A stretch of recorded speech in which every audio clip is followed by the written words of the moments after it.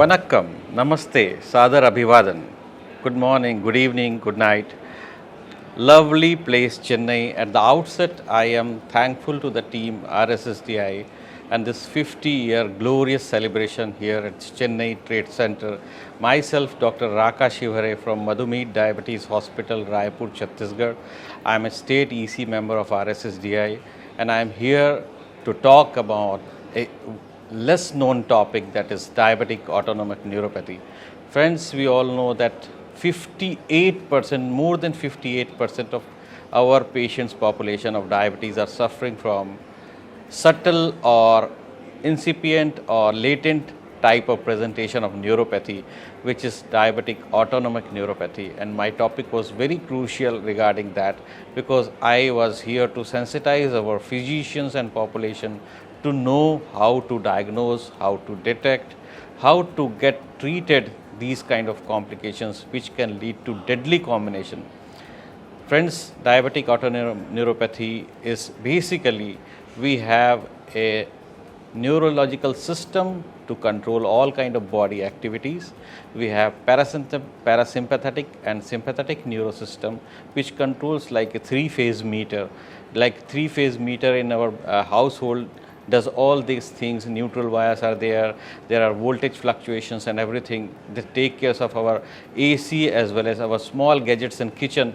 That's why our neurolimbic system and this neurosympathetic system also acts like that, and it acts to control all our small and major organs.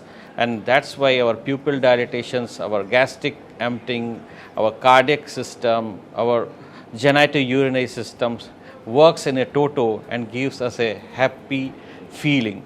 So that's why when we have a long-standing diabetes, then there is a dysautonomia in this parasympathetic and sympathetic connection, and that happens because the sugar control is not at all proper in that patient.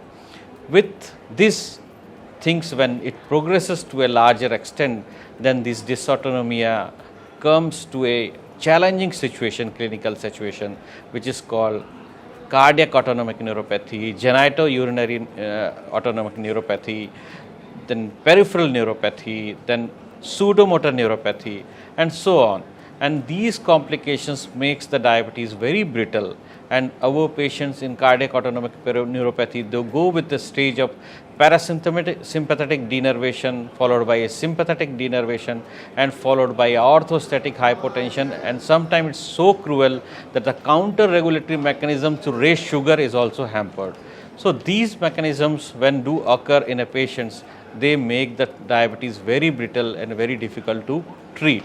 That's why, friends, we should be screening our patients in the phase of autonomic neuropathy whenever the patients come, because ADA guidelines now recommends that a patients of type 1 diabetes with duration of type 1 diabetes diagnosed for more than 5 years, and type 2 diabetes patients, when they come to the first time to the clinic, there should be a clinical index of suspicion in all physicians' mind and mindset that they should be screened for autonomic neuropathy.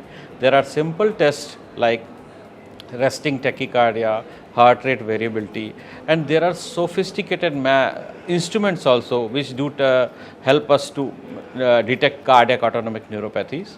And these instruments can be taken in with the advantage of artificial intelligence and other gadgets. They can graph the situation, and we can definitely treat them as early as possible.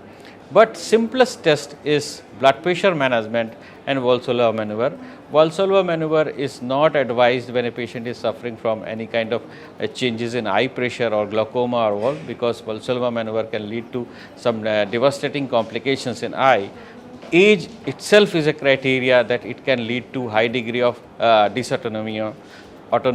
So we should be conscious in our early patients. If they develop cardiac autonomic neuropathy, then our insulin, our treatment will not give them a better results. So there should be a clinical suspicion, and entirety of this diabetic autonomic neuropathy should also be properly treated, properly clarified, properly taught, and properly this subject has to be taken in consideration when do treat diabetes as a total.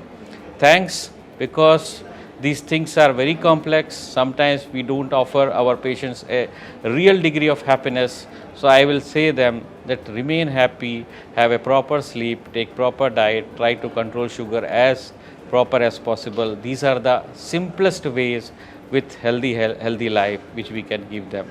Thank you so much for hearing my talk, and you can have this loaded version on autonomic neuropathy, which is a very complex topic. When we were students in PG, we were thinking about this neuropathy and we were getting highly confused. Now we are seeing these patients, so patients are giving us enough importance, clinical scenarios that we can learn from them, and that's why this topic is very important. Thank you so much.